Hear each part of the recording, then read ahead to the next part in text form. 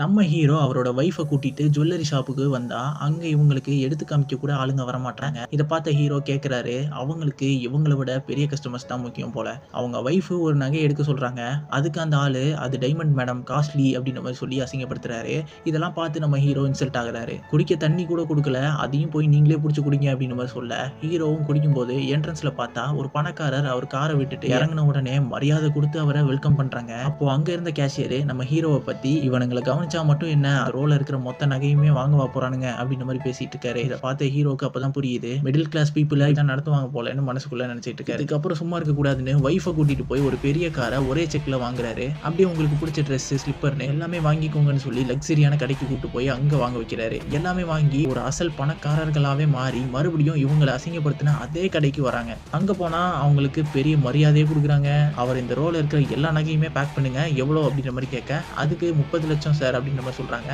அதுக்கு நம்ம ஹீரோ ஒரே செக்ல நான் அத வாங்கிடுறேன் அப்படின்ற மாரி சொல்றாரு. அப்போ தானாவே அங்க ஜூஸ் வருது. எல்லாமே வந்து ஹீரோ முன்னாடி நிக்கிறாங்க. இதுதான் பணத்தோட பவர். நம்ம பணத்த வெளிய காட்டணும். அப்போதான் இவங்க கிட்ட இருந்து நமக்கு மரியாதை கிடைக்கும் அப்படின்ற மாரி சொல்றாரு ஹீரோ.